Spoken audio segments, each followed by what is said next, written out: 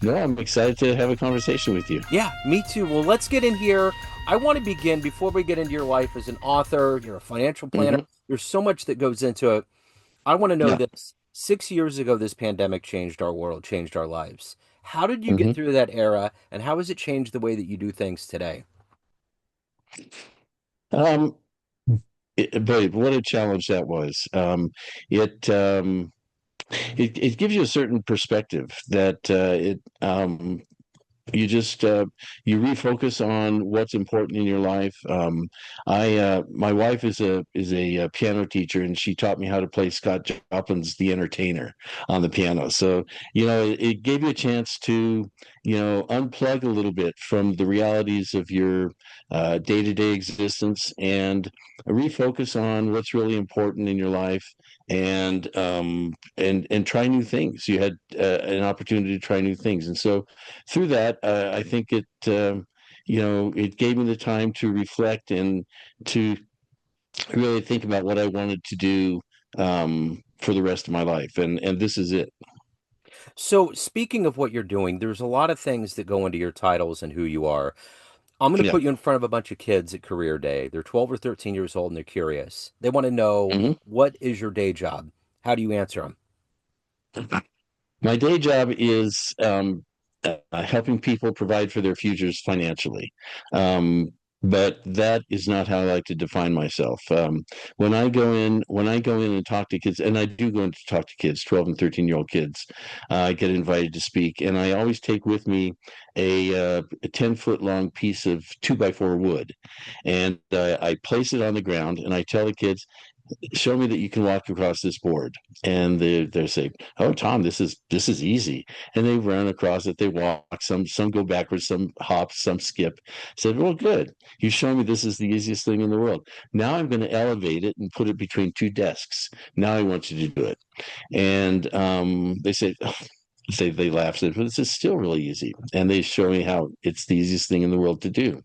Then I say there's a canyon in Colorado called the Royal Gorge, and it's 1,400. It's a 1,400-foot drop down to the bottom. I'm going to put this board across the top of the canyon, and now I want you to walk across it. And they said, no. And I said, you just showed me it's the easiest thing in the world to do. What's the difference? Well, we might fall. And I said, oh, look what's happened. You've changed your mind from what's the easiest thing in the world to do to a negative focus, and you can't take a step forward. So that's what I try and tell them to do. I'm about trying to open people's minds and to focus on positive outcomes and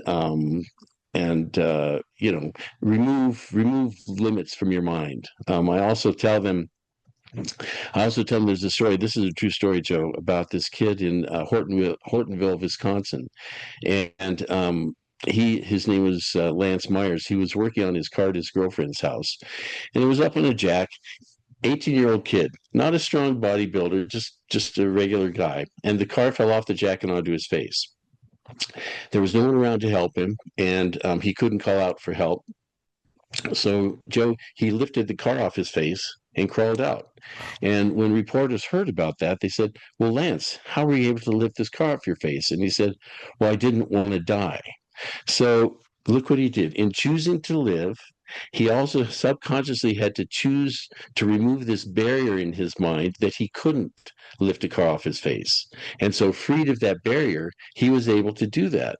And so, if he was walking down the street and I said, Lance, we see a car on the side of the street. I said, Lance, why don't you lift this car? He said, well, I can't lift a car. But when you have to make a choice, it frees your mind. And I try and encourage kids to that all limits are self-imposed and to free your minds. And I also tell them the most important word in the English language is yet. It's not that something is impossible; it just hasn't been done yet, and that leaves your mind open to all possibilities. So that's it. That's wonderful. No, and they need to hear Hmm. that. So I'm curious, when you were that Hmm. age, what was your dream Hmm. gig? What did you want to be when you grew up? Professional football player. Okay. No, At that age, yeah, I didn't know what I really wanted to do. I was just being a teenager. I was like all teenagers. I was searching. I was exploring. I thought I was invincible. I thought I would live forever, and that's why in this book, my book, The Age of Serpents and Scorpions, the protagonists are teenagers. And interestingly enough, Joe, the greatest readership of young adult fiction are adults, and I think it's because adults, you forget what it was like to be a teenager. You get bogged down in the realities of day-to-day living and the constraints of adulthood, and it's a chance to live vicariously, to remember your teenage years when you were exploring. You're coming of age, you're testing things, and so that's what I was doing. All I know is I liked to push the envelope. Um, I had a motorcycle, and there was this jump in this field, and no one would take the jump. They said it was too dangerous, and it's just like, well, I knew that I had to do it, and so I have this gene in me where I just always want to push the envelope, like wrestle alligators, do handstands on the top of mountains, jump out of airplanes, bungee jump out of hot air balloons. These are all. So I knew I wanted to do something like that, but what it was, besides being a pro football player, I didn't know. So, what were you seeing around you? What were the influences? What were the seeds that were planted around you that gave you this confidence, that gave you this Mhm. boundability and this adventure and all these things, writing and financial planning, which is the right and left side? How did all of this Mhm. get cultivated into your destiny? Yeah. Um, I'm a Christian, and every Sunday I was going to Sunday school, and we were being taught things or learning things about the Bible, about God and Jesus. And there's a passage in the Bible, Matthew 17:20, where Jesus tells us, if you have the faith of a mustard seed, nothing will be impossible for you. And I took that very seriously. I didn't think Jesus was a kidder, and it confused me that people would not, they professed to believe in Jesus, but they didn't believe what he said. I had a conversation with Archbishop of the Catholic Church, and we were talking about this passage specifically, and he said, "Well, that's not what Jesus meant." He was kind of speaking in hyperbole. I said, "That's not what Jesus meant. That sounds a lot like what the serpent told Adam and Eve in the Garden of Eden." And that's when the conversation ended. He didn't like being compared to the serpent, but anyway, that's I took that very seriously, and the fact that whenever we choose to think something is impossible, it separates us from our divine inheritance, I believe. And I had these thoughts at a very early age, and when Jesus, I don't know if you're familiar with these stories, but when Jesus, Sure. told the blind man to open his eyes and see, and the paralytic to pick up his bed and go home. He never said, "I have healed you." It's always, "Your faith has healed you." So that's very paramount to. I accept that without question, and it's the challenge for me to get people to not to think about things being impossible, just because if you have if you have a fence, Joe, and you have God on one side of the fence where all things are possible, and the other side of the fence is the opposite of God, where things are impossible. The moment you choose to think that something is impossible, look what you've done. You've put yourself on the other side of the fence. It was like Peter walking on water. Jesus called out to him on the Sea of Galilee. Peter couldn't swim.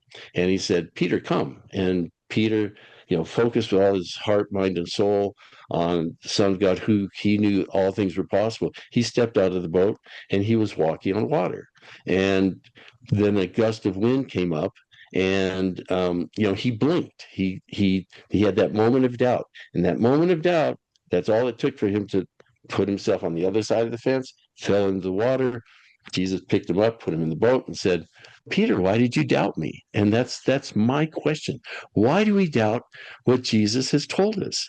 I mean, he was not a kidder. He was not speaking in hyperbole. He was, anyway. So those are the things that shaped my uh, my conscious, my subconscious, and leaving my mind open to all possibilities. All these things come in subconsciously, and then they're assimilated and they're kicked into the level of your conscious mind, and all of a sudden it's just like, oh my gosh, we are amazing. We are amazing people. There's nothing that we can't do. The only reason we can't is because we think we. Well, like Henry Ford said, whether you think you can or you can't, you're right. Right. Yep. True. Yeah. So, who was that inspirational force in your life that you looked up to, that kind of a hero, so to speak, that allowed you to flourish and to become fearless and to find this path in life? Mm, that's a good question. Um, one of my heroes was well, there's two, Galileo, and I learned at a very early age that in the 1600s when he chose to challenge Catholic dogma that the earth was the center of the universe, and he said, no, it's the sun that's the center of the universe. The Catholic Church persecuted him for 10 years, which ultimately led to his death. But he was right. And it took the church almost 400 years to admit they were wrong. And so that's, that's when I began to think, well, what are some other things that are just handed down to us that we just accept without questioning? Roger Bannister, for example, another one of my heroes. He was in the 1950s. Scientists said it was physiologically impossible for the human body to run a mile in less than 4 minutes. He chose not to believe that. He was the first one to do it, and now I think the record is 3 minutes and 42 seconds or something like that. But anyway, people who these are my heroes who don't accept things at face value, and it prompted me not to accept things at face value. And then whenever well,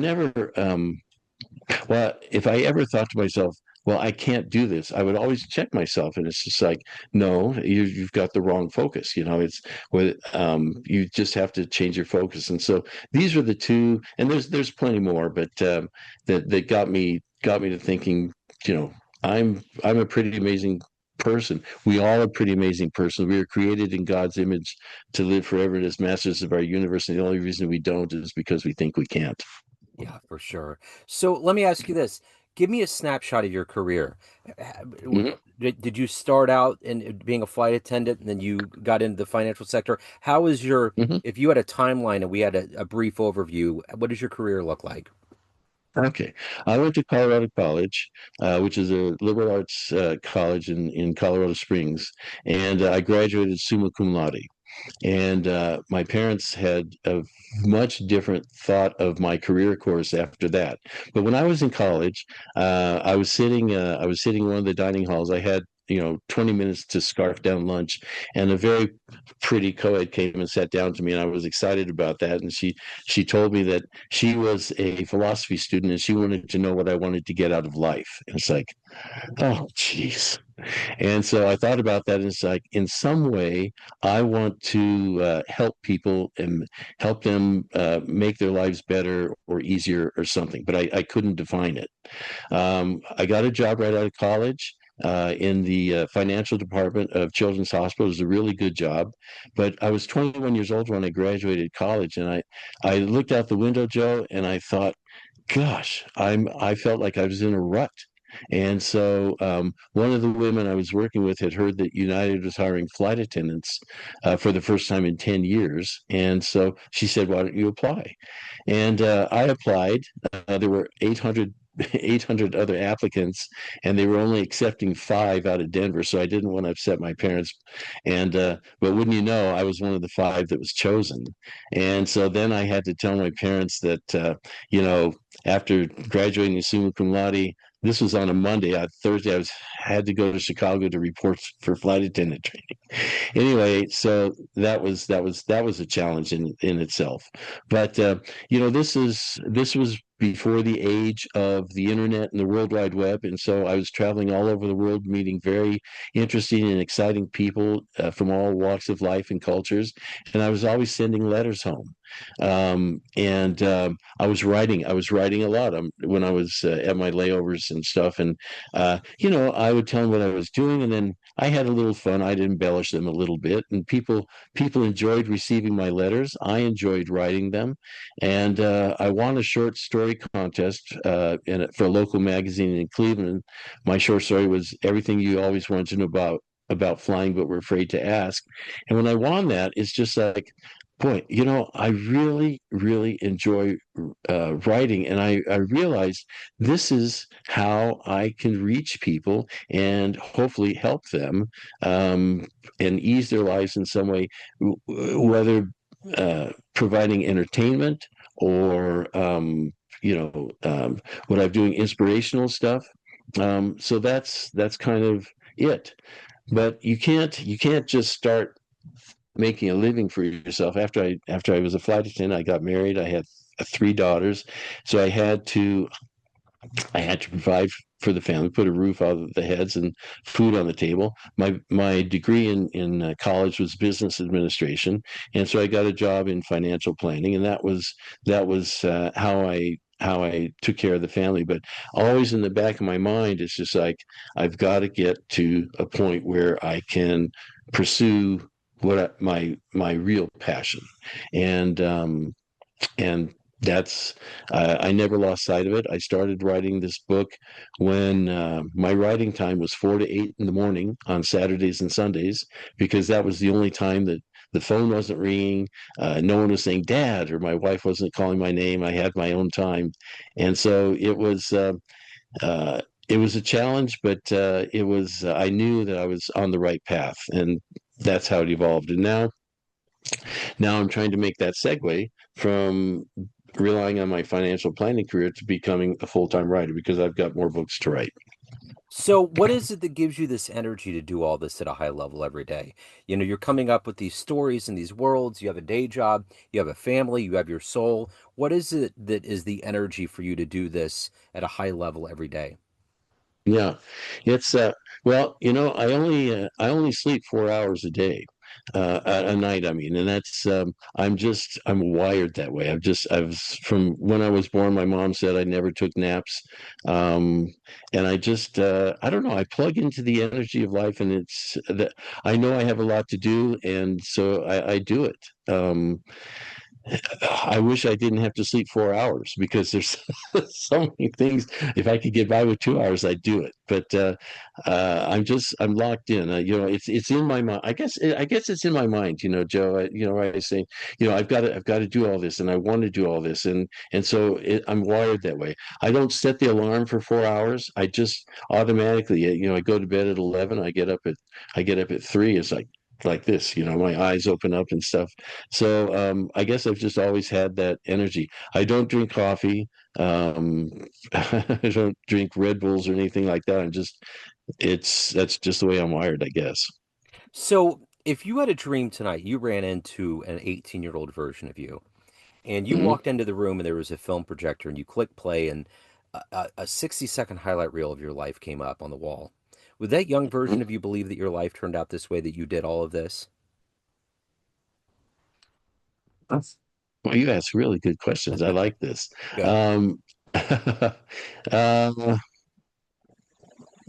yeah, there's nothing that I haven't done that I really wanted to do.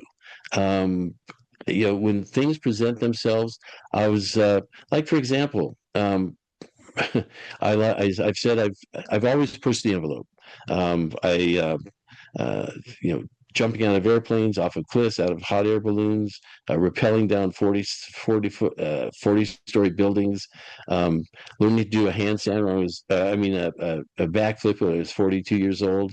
Um, one day, my friends called me, and they know how I like to push the envelope, and they said, uh, Tom, why don't you wrestle alligators? And it's just like, yeah, I don't really want to fly down to Florida. I don't really have time to do all that. He says, yeah, you don't have to do that. You can do that in Colorado. There's an alligator farm 4 hours south of Denver. And it's just like, uh-oh, they put that in my mind and say, I have to do that. And so I went down there. I trained for about an hour, and then I found myself Joe walking this pond full of alligators, and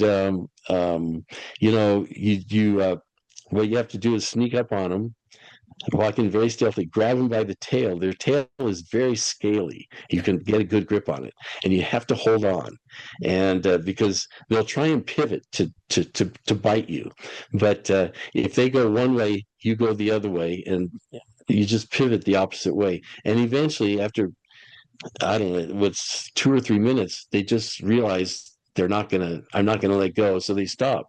And you pull them out of the pond in one motion, you throw their tail between your legs, jump on their back, grab their jaw, and pull them back like that. And they're powerless. Yeah. I mean, it's amazing. Yeah. So it was funny too when I did the alligator I grabbed was kind of salty, and I trained with 3 other people. They chose not to do it after that, after they saw me. And the handler said, well, we have a crowd here, would you wrestle some more? And I said, oh, I'll do it. And so I wrestled 7 alligators, and then I thought, that's my lucky number, I think I'll stop here. But see, I've got all my 10 fingers, so that means I passed. But see, that's the thing. Whenever I was presented with something, I I was always, yeah, I'll do it. I'll try it. I have no regrets of anything that I've done. So that highlight film, I wouldn't change anything. I've actually embraced everything that has been presented to me with an open mind. I make the point that minds are like parachutes; they have to be open to function properly. And it's just mine has always been open, and so yeah, I've always whatever's been presented to me, I've attacked. I love it. So, of Yeah, everything that you've accomplished and become and mhm. evolved to, what are you the proudest of? What are you the happiest about? This, my books. Yeah. Uh, I have the first book is called, well, you'll know where the title comes from, How to Lift Cars Off Your Face and Other Tips for Living Forever. Yeah. That's nonfiction. But this book is The Age of Serpents and Scorpions. Yeah. I'm really proud of this book. Um, as a writer, you when you start a project, you have a sense of beginning, middle, and end in order to get going. Um, and so I knew where I was going. I created these 2 teenagers, the protagonists, Jimmy and Sasha.